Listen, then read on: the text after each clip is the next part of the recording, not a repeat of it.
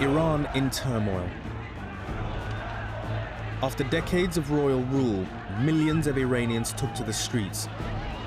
A popular movement against a regime that was seen as brutal, corrupt, and illegitimate. As a student at the time of the revolution, there was a feeling that we were being humiliated by the Shah and his regime. Domestically, the Shah's regime was a dictatorship. There was no freedom. Revolutionary forces under the leadership of Grand Ayatollah Homeini forced the Shah of Iran into exile. His government overthrown and replaced by a new Islamic order. It was the people all over Iran who chose Khomeini, who wanted him as leader. Such a revolution by the people has never occurred before in history. The Islamic Revolution would take Iran along a new path, one that brought it to war with its neighbor and led to ongoing conflict with the West, while remolding a staunchly defiant and independent nation.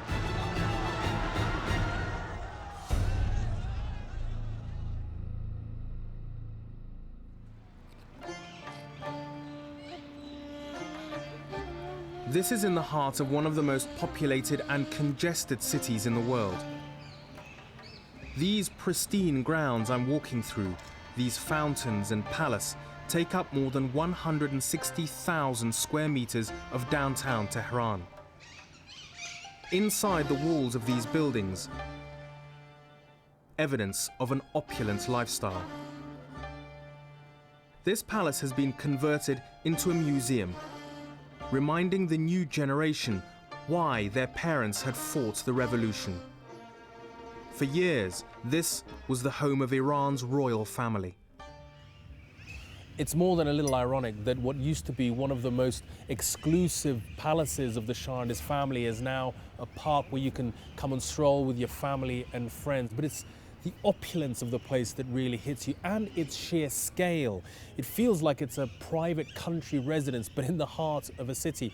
And it's little wonder that the Shah who lived here would have felt so isolated and removed from the lives of ordinary Iranians beyond the walls of this palace. Mohammad Reza Shah Pahlavi, the self-proclaimed King of Kings, ruled Iran from 1941.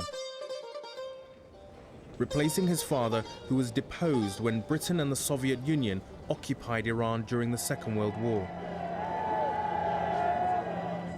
The new Shah, it was believed, would be more malleable to their needs, allowing for more control of such a strategically placed oil-rich country. But the Shah's closeness to foreign powers always made Iranians question his legitimacy. This was the Achilles heel of the monarchy, was that the monarchy was really brought to power by first the British, and therefore beholden to imperial power. And the only way nationalists could really reassert authority over Iran was to get rid of the Pahlavi monarchy. The seeds of discontent were planted early in the Shah's reign. The most important natural resource, oil, was in British hands. The rights bought at the turn of the 20th century for a mere fraction of their true worth. Most Iranians who worked in the oil fields in Abadan lived in squalor, while the British lived in privilege. I used to go to the city, go to buy something. I used to stop at the bus stop, which was run by the company. In the heat of the summer, 50 degrees, I used to stand in that bus stop for nearly half an hour. A number of buses would come, but because they had a red tape, it meant that only the British staff, I could not use that bus. I had to wait for the buses which were allowed to take Iranians. There was a famous club in Abadan which the British staff used. And there was a sign outside that club which said dogs and Iranians are not allowed. The fiercely nationalist, democratically elected Prime Minister Mohammad Mossadegh, who had made it his mission to nationalize Iran's oil, threatened British control of the industry.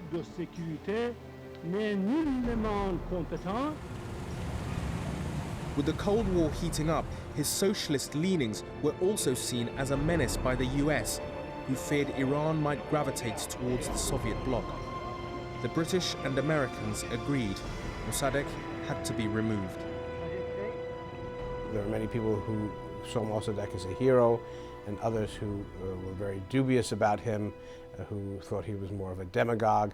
But the way in which, of course, he was treated by the West, the machinations against him, reinforced, let's put it this way, the Iranian perception that their country was constantly interfered with by foreign powers. The CIA engineered coup of 1953 put the Shah firmly in power. Mossadegh lived out his days in his family home under house arrest. Iran's modern-day political hero was silenced. So was any talk of the former leader.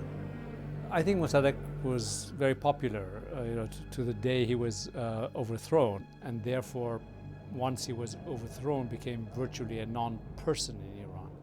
In 1960, so this is 7 years after the overthrow of Mossadegh, and you could still not mention Mossadegh by name in the newspapers or in the press, because the government, the Shah too, wanted him forgotten.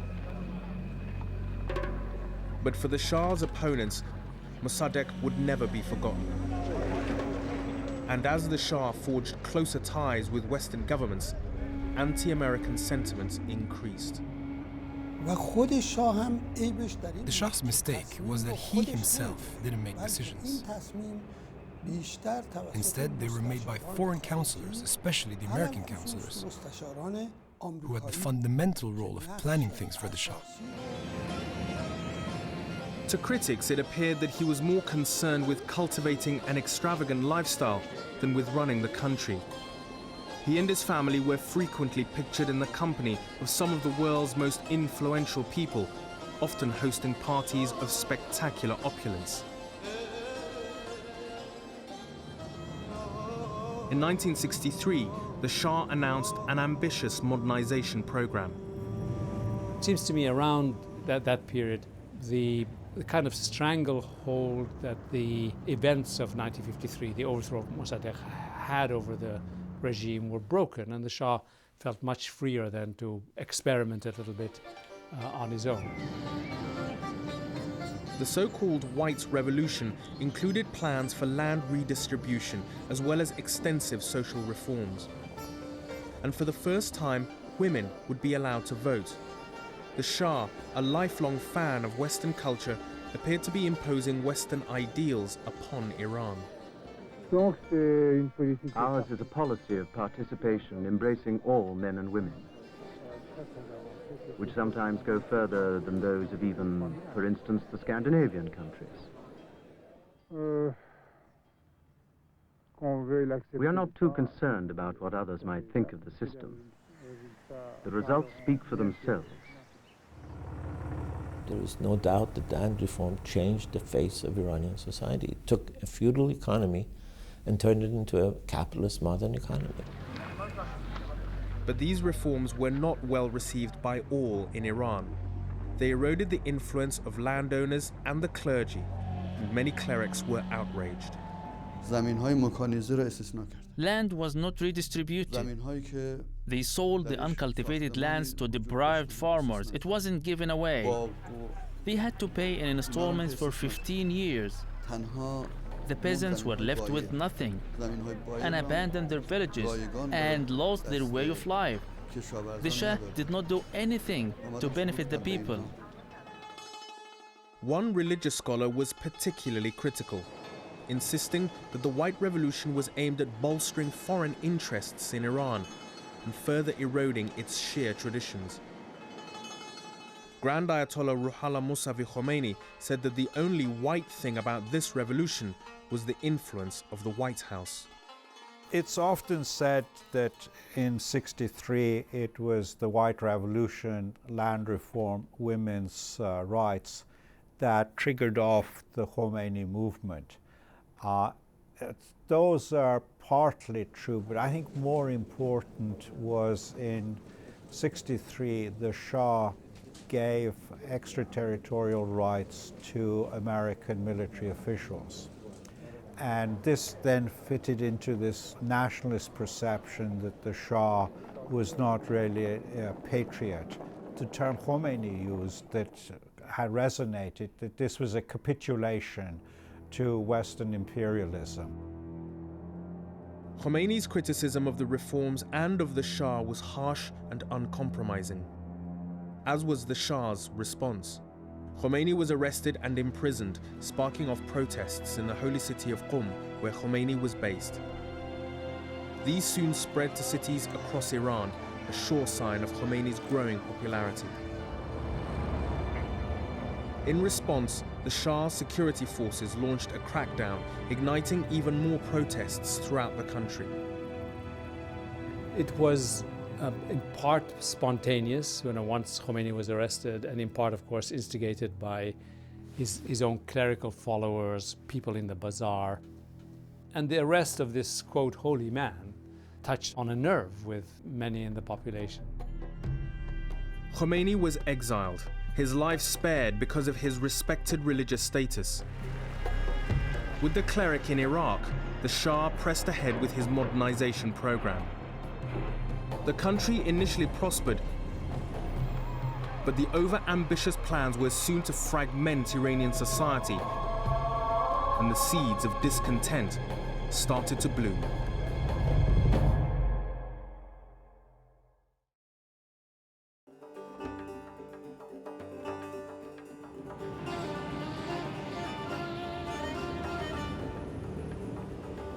The exile of Ayatollah Khomeini coincided with a period of relative prosperity for Iran. I think the decade between 1963 and 1973 was what you might call a decade of good management. The economy did very well, inflation was kept very low, prosperity did filter down to the new middle class, educational opportunities expanded very rapidly for everyone. True, obviously, income distribution was not equal or fair, but everybody did better. The Shah attempted to capitalize on this economic success by cementing his position as the nation's undisputed leader. Having marginalized Grand Ayatollah Khomeini, at least for the moment, the Shah turned his attention to Iran's left-wing opposition. With the Cold War at its height, and the Soviet Union, Iran's most powerful neighbor, the Shah was determined to stem the growing popularity of communism and socialism. He toured the country, warning of the threat.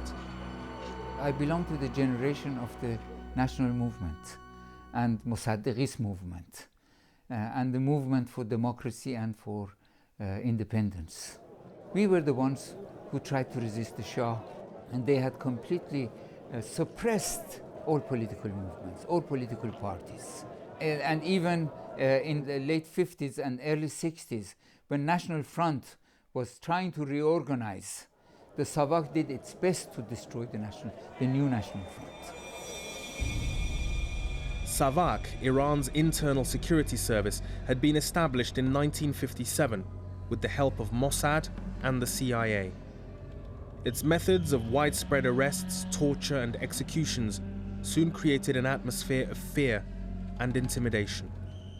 What SAVAK had successfully done is to create an image of itself as far more powerful than it in fact was.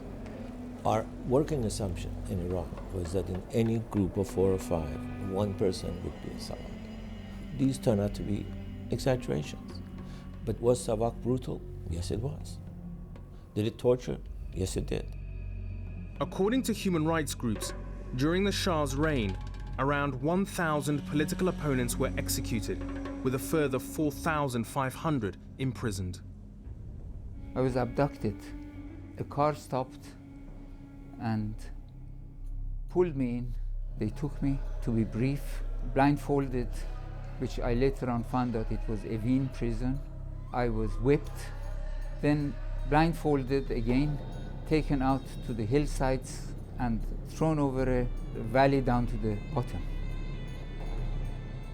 Savak's methods further contributed to the opposition to the Shah's regime. He was increasingly seen as a dictator who had no tolerance for dissent.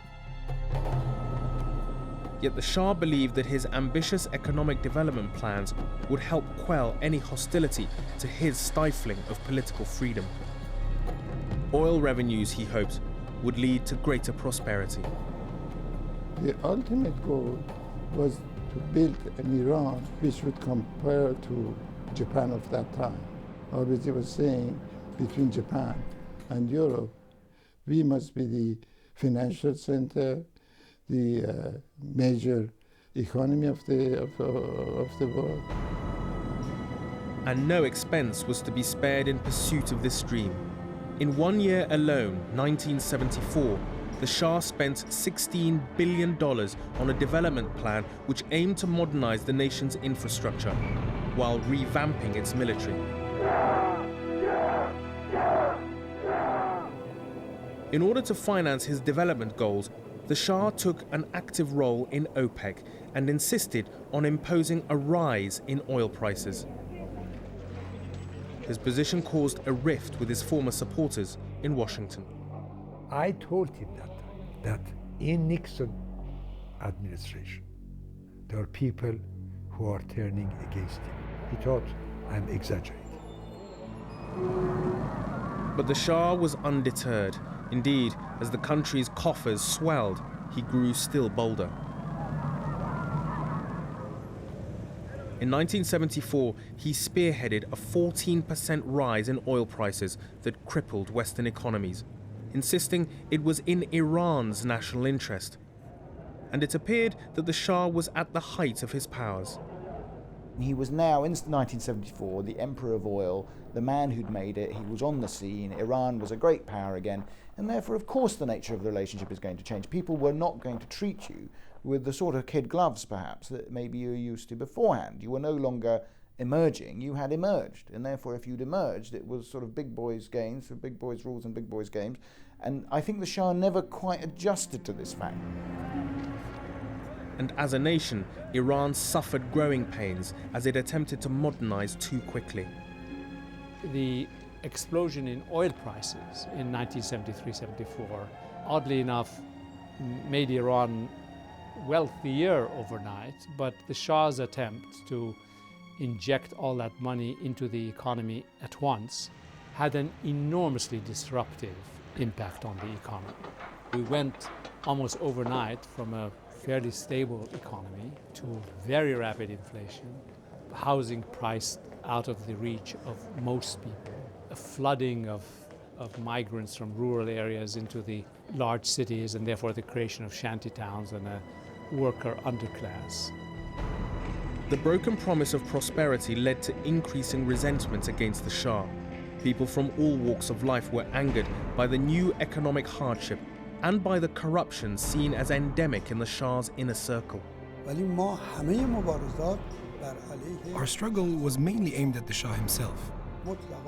It wasn't about America or Britain, who were both interfering in our internal affairs. It was all about the Shah, and especially about the Pahlavi family, because the royal court had a great role in plundering our interests, and they also had a role in our lack of freedoms.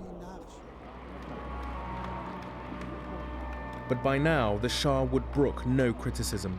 In 1975, Iran became a single-party state, with the Shah confirmed as its all-powerful leader. He became increasingly hubristic towards the politics of the country. He established a one-party state. In 1975, he changed the calendar. In 1976, I mean, he did all these things really without any rhyme or reason, rather really to support his own political ideas. And of course, this all offended many, many people. It was a confluence of bad decisions. Yet the Shah remained convinced he had the support of religious clerics who he believed were united against communist elements. It was to prove a fatal miscalculation. The mistake the US made in Afghanistan in 80s, thinking that the bin Ladens of the world are potential allies against Soviet Union, the Shah made in the 60s and 70s. He strengthened the clergy, thinking that they would fight the communists. One of the Shah's fiercest critics had a far-reaching influence on all opposition movements. Even from his exile in Iraq, Grand Ayatollah Khomeini's condemnation of the Shah and his foreign allies was resonating through the very heart of Iran, fomenting the protests that would quickly develop into a revolutionary movement. Inside Iran, any voice of opposition was crushed brutally. Khomeini was exiled, and from there he had this freedom to speak out against the Shah. No one inside could dare to do that. Therefore, gradually, he became the main speaker of the opposition inside Iran, and he was continuously attacking the Shah's brutality. And the people would soon begin to desert the Shah.